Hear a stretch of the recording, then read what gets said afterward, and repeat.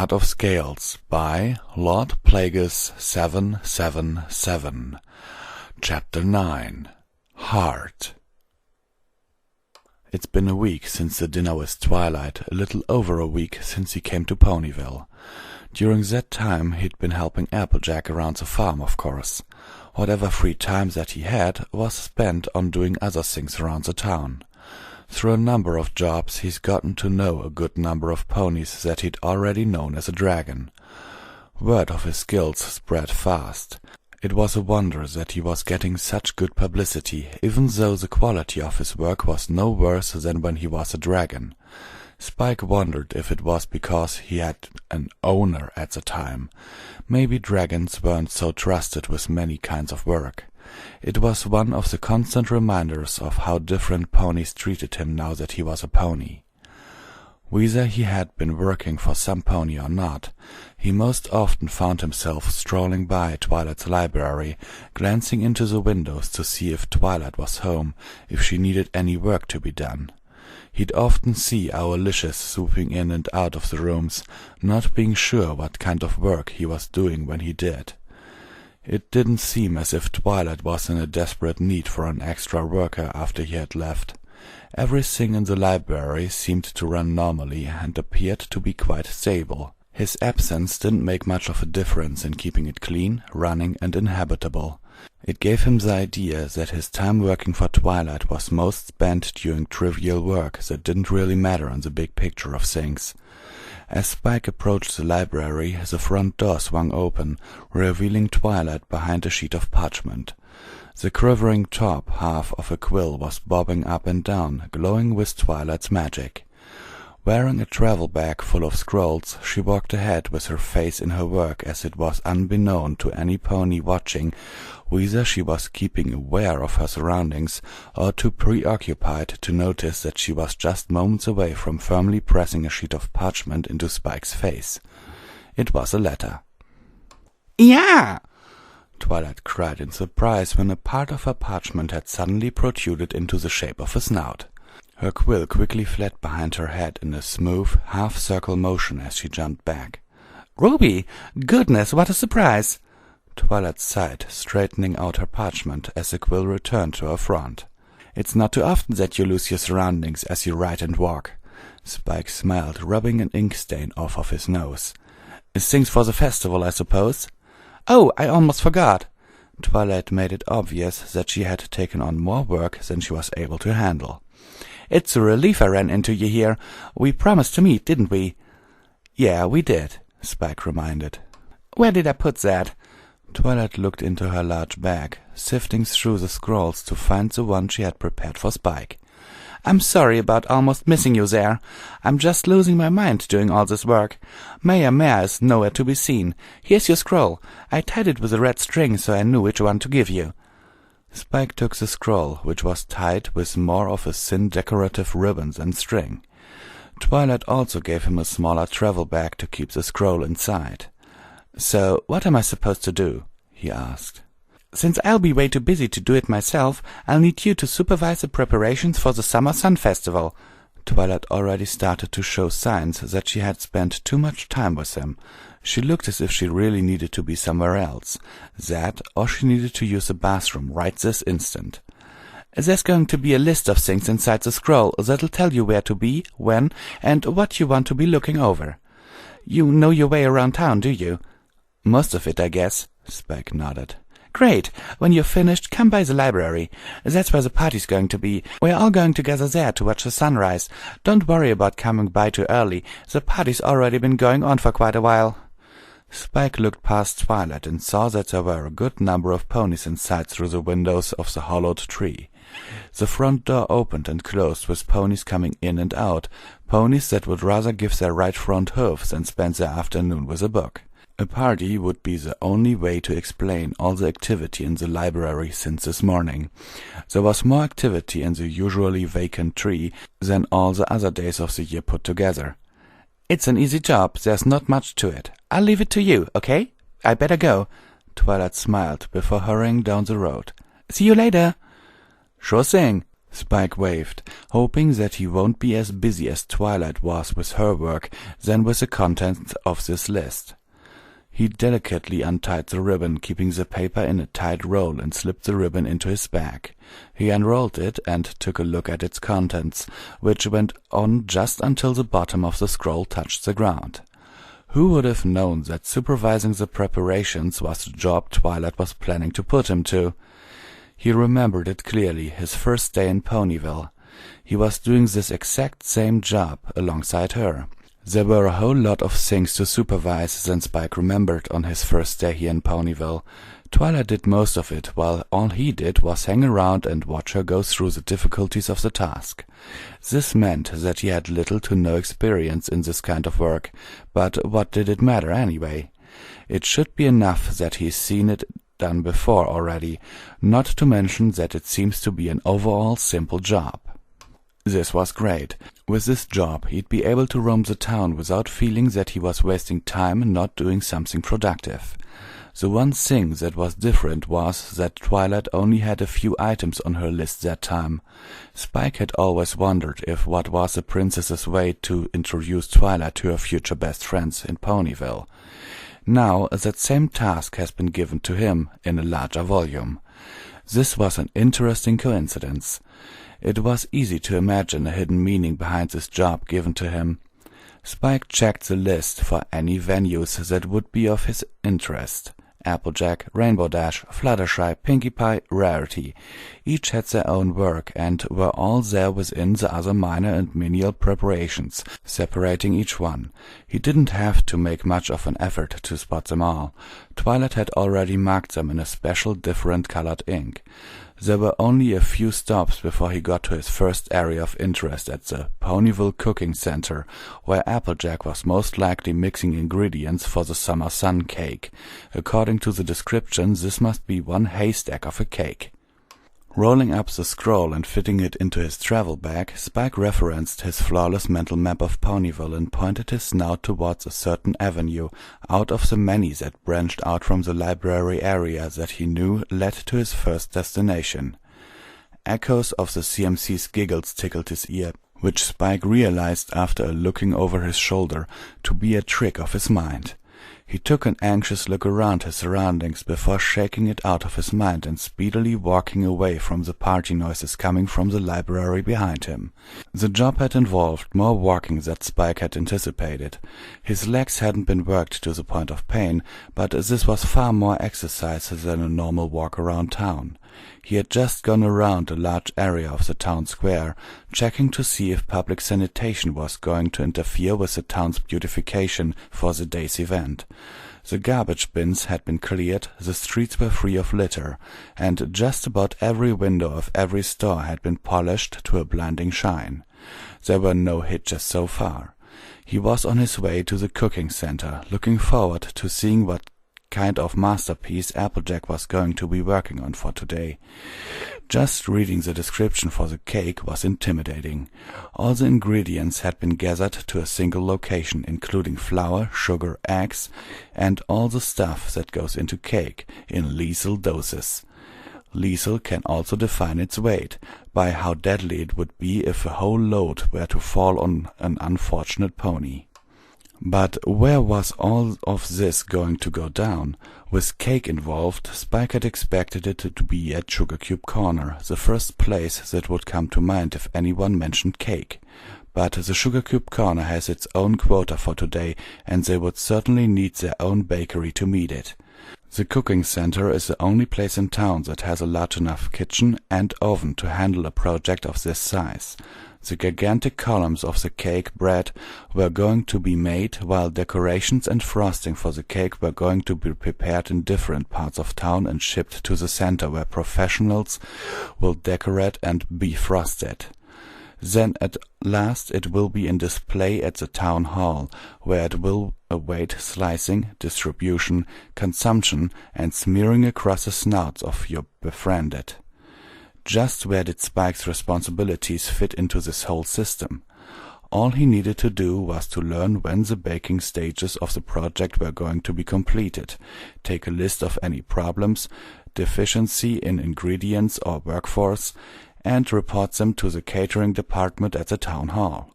Quite easy compared to what the rest of the ponies involved have to go through. That was what Spike was thinking as he approached a factory-like building, complete with smokestacks and a locking dock for trucks. Was this really a building just for cooking? Just how many large orders does Ponyville get every so often? Will this building even be needed for its full output potential besides events like today? Silly mayor. Spike entered the building through the front entrance and went along a hallway until he reached the double doors leading into the mega bakery. The room was as wide as the building. The ceiling was a bit over twice as high as an average room. While the exterior appeared to give the building a very industrial look, the inside seemed quite clean and fancy, just like a scaled-up version of a kitchen you would see on a cooking channel. There was plenty of light coming through the large windows that reached from the snout height of an adult pony to the ceiling, giving it almost the impression of being in Princess Celestia's throne room, without the regality, of course.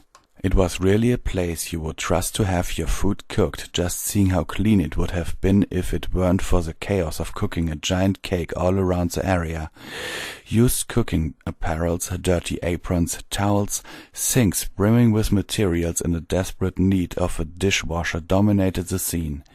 An entire corner of the room was dedicated to the waste, eggshells, empty bags of flour and sugar, and empty gallon-sized milk containers. The smell of the room, well, nothing more to say than it smelled like cake. But the noise. The aluminium bowls clattered and mixing machines grinded, doing what no pony with normal-sized arms and average lifting abilities could never do. There was chattering coming from all directions while the bakers at work exchanged information relevant to the job at hand. Spike began to wonder how he was supposed to find one pony in all of this until he heard the loudest noise of them all. "All right, I need all ya over here make sure that the cake pans aren't leaking." Spike heard Applejack shout orders from an elevated platform over the large baking racks, which were holding enormous cake molds that were most likely one of the many sections of the actual giant cake. Spike didn't understand all the cake jargon, which to Spike's realization actually existed. Hearing Applejack's voice, being the largest, made him unable to resist making a smile. It wasn't because this made her easier to find either. Watching her work, he began to wonder if he was even worth the time to share a few words with her. At the same time, he sort of knew that she would welcome it any time. Even though Applejack was directing the whole lot, her cooking hat, which replaced her usual and apron, were streaked with flour, making her appear equally messy. As with having a very large oven on site, things can get pretty warm inside. She was sweating and, presumably, expending a whole lot of energy, but her smile seemed to be unaffected. "Excuse me!" Spike heard some pony call to him from the scene. Spike traced the voice with his hearing and guessed the general direction of where the voice had come from. He saw a pony walking towards him, maneuvering through the traffic of the workers. It was a pony who had almost the same mane and coat color as Applejack. Her eyes were blue, while Applejack's were green, and she kept her hair free, natural, and untied. This was a common hairstyle for most mares in Ponyville, popular for its simplicity. There was a very tasty-looking dessert of the baked variety for a cutie mark, a feature that assured Spike that he wasn't staring at a copy of Applejack, but she almost had him fooled. She, as well, had on a hat and apron, but they seemed to be cleaner than what the other ponies had on. She had a clipboard with her, which told Spike that she wasn't the type that did the hoofs-on work. "Is there anything you need? Because you really shouldn't be coming in and wandering as you please," she told Spike with much scrutiny. Just who was she? One of Applejack's relatives? "I'm here to take a list of things that you might be running short on," Spike explained sheepishly. The pony turned a few pages very quickly in her clipboard. "Nope, I don't think there's anything that we're in dire need of. Everything's running smoothly, thank you. Will that be your business?" The issue was resolved much more abruptly than Spike had anticipated. Sure, he was here to do a job, but since he's come all the way, he had hoped to see Applejack at work and get her version of the report on the current situation personally. It would be easier for Spike to walk out of this bakery after hearing that than with just the response he had received from this mare that he felt was lacking in specific description. "I just wanted a word with Applejack." Spike looked over the pony to check if Applejack was where she was just before. However, she had left her previous location and was not in sight. "I don't think that'll be possible," she said tartly. "You see, she's directing this entire project, and I don't think it would be in our best interest to distract her just to have her repeat what I've just told you." "And more?" said a voice to Spike's relief. Applejack had come to see him herself, so she had noticed him come in just a few moments ago. "Applejack, should you be here?" asked the pony. "I think they've got it under control, cops." Applejack nodded. "They wouldn't be working here if they can't get the job done without some pony telling them what to do, and I believe Ruby needs a moment to speak with me." "Goodness forbid that something goes wrong while you're idle. Then we'll really have something to request from your friend here." "Come on," Applejack said light-heartedly. "How can you deny this face? This is my cousin Apple Cobbler. Here, shake hooves." Apple Cobbler, or Cobbs, as Applejack referred to her, rolled her eyes as she matched her hoof with Spike's, exchanging a weak up and down with each other. She could have been thinking of him as one of many things. A nuisance would be one of those many things, perhaps not that many. "Please hurry, Applejack, if you must. Keep it short. You're a part of many important things here, and you can't leave the others without your assistance." "I know there are a lot of important things that needs to be done around here, but I do believe that my word with Ruby is just as important. It'd be nice if you would consider it so as well. Sorry about that." "Fine, I guess we can cover for you while you're busy," Cobb sighed. "Have fun now, Applejack. Nice meeting you, Ruby." She trotted away, making sure to scold ponies who were dilly-dallying back into work. Applejack led Spike to a quieter part of the bakery, behind the large mixing machines which were not operating at the time.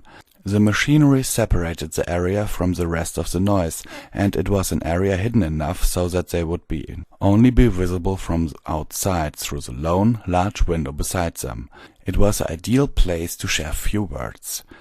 "I didn't know your cousins were so uptight," Spike chuckled. "Do ponies really get that raised in the country?" "Cobbs has always been one of the stricter fillies I've known. She's got a talent for baking, but she's also sharp with her studies. Perfect cousin to ask to help me oversee the project." "That explains the clipboard she was flipping about. You can't give some ponies that clipboard." "Sorry about that. She's usually more pleasant than what you've just seen now. Just the work ain't to her. She's not as used to work."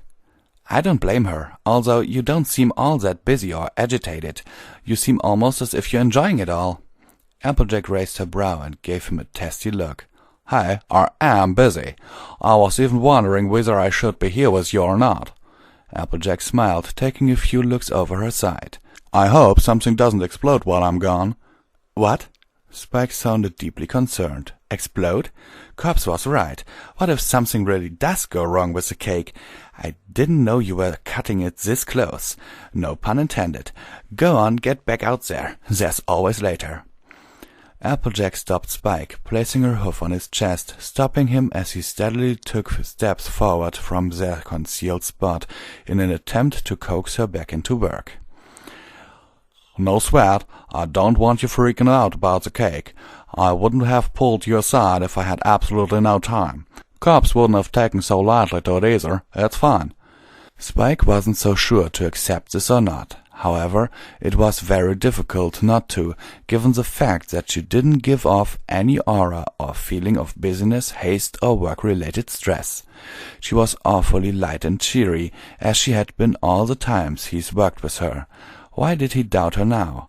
She had always been like this. "It doesn't mean that I have all the time in the world either," Applejack smiled. "So what are you here for, Mr. Ruby?" Spike found it embarrassing to explain, given the extreme difference of importance between his and Applejack's given responsibilities. Well, I've come to take a list of things you might be in need of. Ingredients, tools, workforce. I'm here to deliver the request. We're fine, thanks, Applejack replied, just as swiftly as Apple Cobbler had, but not to be dismissive. She felt that there were better ways to invest their short moment together. Spike felt as if the scroll in his travel bag had become several times smaller or lighter. He wasn't sure. About your job, when do you think you're going to be finished? Applejack asked. Around this evening, I suppose, Spike replied, recalling the last few things that were on his list. From the looks of it, I can guess you won't be letting out any time soon. Actually, I'm only responsible for the baking part of the cake-making process. The frosting and decorating is done by another team. I'll be finished here faster than you think. Evening, then? Applejack nodded. You'll be finished a little while before I will, so why don't you drop on by afterwards? We can enjoy the festivities after we meet up here. Find something to do before the sunrise. Twilight's invited me to her treehouse for a party after everything's over with. If I'm invited, you're invited for sure. That goes without saying. Great, so we have a plan? Yeah, I guess we do. The sunlight from the windows had dimmed down, leaving them in considerably less lighting. Spike's eyes went toward the window and decided that it was just a cloud were passing over the sun. He began to think of the next assignment on his list. When Spike looked back, he saw Applejack checking her fellow workers from between the machines and then back at him. Looks like they're finished with the batter. I'll have to get Jack and help them out with the pouring. I'll see you later, okay? Sure, but which way am I supposed to leave? Spike asked. Applejack walked back up to him and pointed out a door at the corner of the building, a back entrance. Just unlock it and you'll be behind the building. Go right around and you'll find yourself back at the front entrance.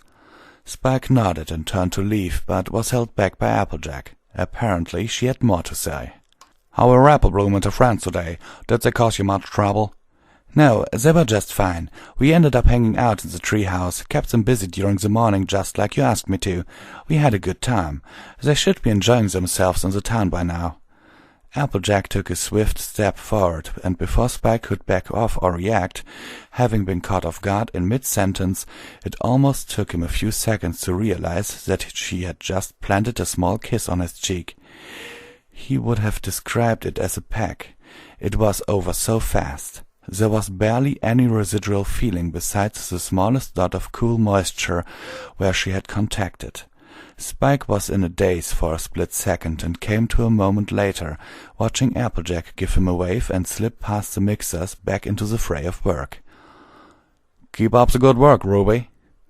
Spike stood for a few moments, thoughts in a blank, as sunlight resumed shining through the windows, waiting for any sensations that might take him over before he realized that there was no reason for there to be any. He promptly pulled out his list and read on for his next task. Spike swung open the back door, letting the cool fresh outside air wash and replace the stuffiness of the indoors that he had just recently become accustomed to. His list fluttered in the breeze as he pinned it down on the grass with a hoof. His eyes ran from the top of list down to the marked line where Applejack's venue had been mentioned. He checked off the box, along with all the ones that came before it, with a small quill he had found in the side pouch of his bag. Returning the quill to its pocket, his eyes fell down to his next agenda. Cloud clearing, it read, in sky-blue letters.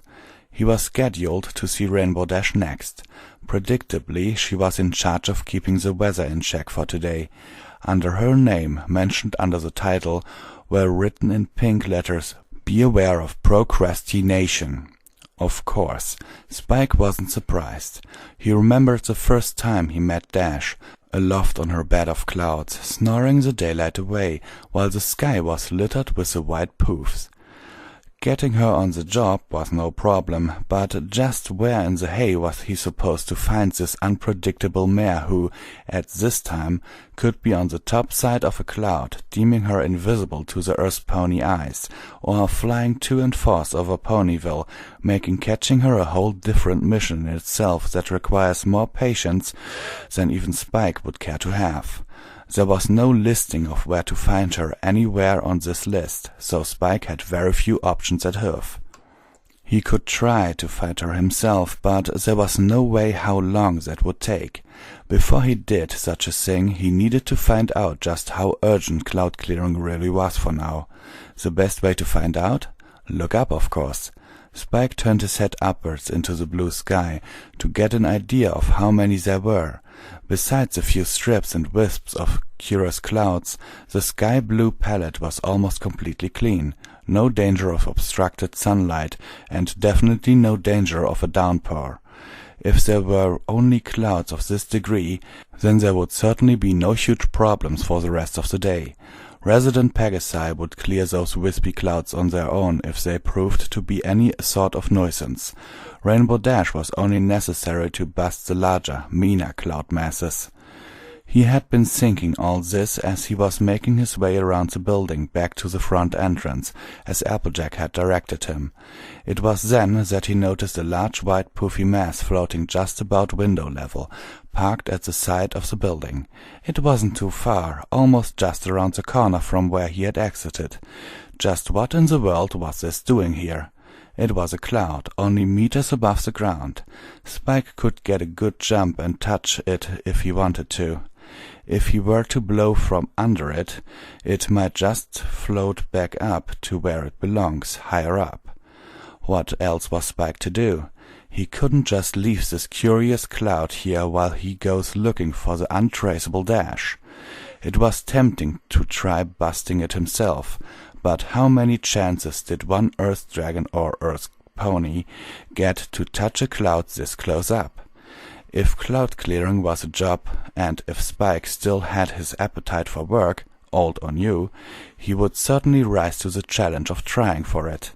This cloud, since it was the only one he knew of that offended the permitted airspace, was probably one out of a few, or even the only one of its kind. He could be completing this job altogether just by taking care of this one lone cloud, resolving the need for Rainbow Dash. Just how hard could it be? Wiping out a cloud as one did a smudge on a window pane? Spike positioned himself under the cloud, trying out knee exercises to keep his joints prepped for the jump. He thought of the best way to attack it, smacking it, punching it, cutting it across.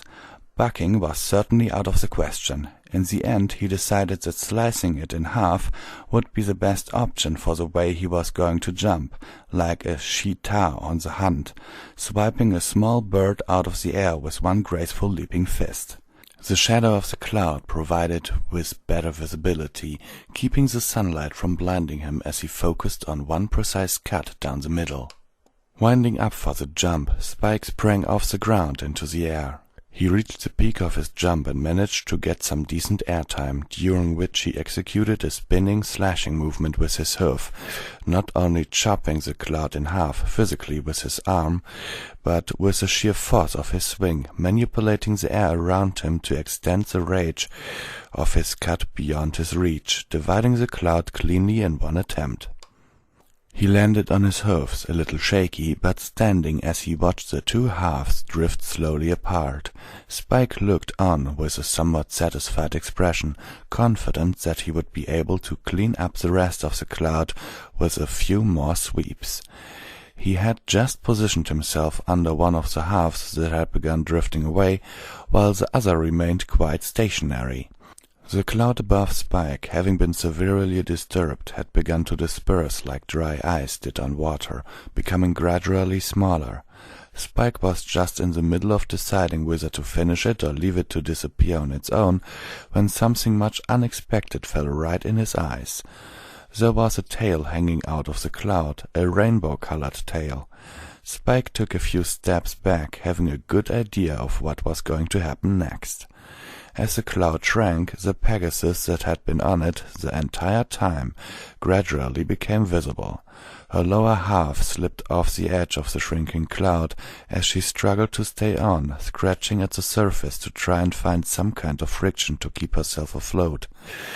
It was no use, as it became obvious that the cloud was no longer large or tangible enough to support her weight. The whole scene was a bit pathetic, honestly. Spike didn't understand what she was working so hard for, as if she hadn't been seen already. Spike watched her kick and struggle for a moment before she finally forfeited, using her wings to keep from touching the ground, just as the remains of the clouds evaporated. She then turned to face Spike, slowly, looking speechless. Dang it, Ruby! Rainbow Dash sounded annoyed, arms crossed, hovering in front of Spike. There I was enjoying a nice nap before you came and cut my bed in half. What gives? Oh, I don't know. I was clearing clouds, which is a job you're supposed to be doing. If clearing clouds is my job, then why the hey are you doing it? What? Spike cried in outrage. Because it was right in front of me and I thought I'd clear it to save you the trouble. Spike had no idea why he had joined in her raised voices. Just how in the world did he get caught in this pointless argument? Sorry for trying to help. Spike frowned. Now that you're here, I'd appreciate it if you'd take care of the rest. I had no idea that out of all the ponies working their hooves off, the one taking a nap would have the shortest temper. Goodness! Spike gave Rainbow Dash such a pompous about face that it would have put any rich pony in Canterlot to shame. He even swung his tail just right to land the perfect stinging feeling of rejection on Rainbow Dash. Spike took a few annoyed steps forward, but stopped when he felt some pony holding onto his hind leg. "Wait! Don't go!" Rainbow Dash cried as Spike halted his gait to keep from dragging her across the grass. "I didn't mean any of that. It's just that you caught me off guard and I didn't know what to say. Please don't be mad." "What in the—" Spike was very confused at this point. "Fine, I won't be angry, but were you really napping?" "No, I wasn't." Rainbow Dash puffed her cheeks. "I'm not as lazy as you're probably thinking I am, but I'm not like that, you know. You've got to believe me. I know everything. I was aware that you were going to be looking for me. Twilight let me know beforehand, so I thought it would be faster if I found you first, and I did." "Then why didn't you meet me then?" "'Cause you kind of went into that big building and all, so I thought I'd wait in the meanwhile." Spike looked over at the factory. The other half of the cloud was still intact, floating by one of the windows. He looked up at the sky, pretty clear. There shouldn't be any clouds to block the sun, Spike mouthed. The unusually low cloud next to the building, Rainbow Dash's strange behavior, the moment of dimness when he was with Applejack, it all made sense. You were spying on me, weren't you?" Rainbow Dash bit her lip, surprised that he had caught on so quickly. She nodded very slowly in reply. "You were watching me and Applejack through that window." Spike turned to the window once more. "You saw." "I didn't see anything," Rainbow Dash lied with a mischievous smile. Spike looked at her with his mouth open for a moment before taking a seat right there on the grass, letting out a great mix between a groan and a sigh, making his entire movement similar to that of a ball deflating quite noisy. "Don't even try. It's obvious that you did." Spike placed a hoof upon his face. "Oh, come on. It's nothing to be ashamed about." Rainbow Dash took a seat next to Spike. "If it makes you feel any better, I've flown over Sweet Apple Acres a whole bunch of times. I'm not surprised that you're like this with Applejack. You two make a nice couple. One kiss on the cheek is nothing I wasn't expecting." Spike gave Rainbow Dash a disapproving look at learning that this wasn't the first time she had spied on him from the air. That probably means that she's seen just about as much as Applebloom. Now here she was, talking the exact same things to him. "We're just really close friends." The kiss on the cheek was definitely a first, despite what ideas you've had watching us back at the farm. "Just close friends?" Rainbow Dash looked somewhat surprised and disappointed. "Here I am burning up with jealousy at how happy you two look, and you're telling me there isn't something between you two?" "Nothing like that has ever been decided." "Then that's something you should consider. Applejack's not the type to go around giving out free kisses, you know. I don't see any reason why she wouldn't like to be in a relationship." "That wasn't part of the plan, if I ever had one to begin with," Spike replied. "I was never seeking a relationship with Applejack, so I didn't think I was allowed to. But now I don't know anymore." "So you didn't expect to get along so well with Applejack?" Rainbow Dash asked. But you are, and when you've reached a certain point, you're going to have to decide what to do now. It doesn't matter if you were seeking anything or not. It doesn't matter if you tell me that there isn't anything between you two either. You're going to have to stop beating around the bush. To have feelings for some pony, to confirm it, is to give it value. He will have to act on it, but he wasn't in a position to act on anything right now. If only they knew what he had to consider, what kind of uncertainty was stuck in the back of his head, while making every decision for as long as he could remember. I might not have time. I might be discovered. I might disappoint. I might have a chance. I might hurt some pony. I might be hurt. I might have to leave. I might have to lie. I might have to confess. I might have to be honest. I can't. It's too difficult, Spike replied with his eyes shut tight. It's not. Do you like Applejack or do you not? Rainbow Dash asked assertively. I've told you there's nothing between us, Spike said out of reflex. Don't tell me what there is. Tell me what you feel. It's only difficult if you keep dodging the question. Why was she forcing him to reply to something he wasn't ready to answer? Even if he did, what could he do about it? What actions or decision would he be forced to make once he did come to an answer? He remembered Princess Celestia's letter. Was this a question to sort out his feelings? He was scared to do so, because doing so meant bringing upon himself something that was unknown to him. Once he did, all freedom will be lost to him. He will once again be a slave to his feelings, his heart. Regrettably, his heart will not be able to take the fault when it causes him to do irreversible damage.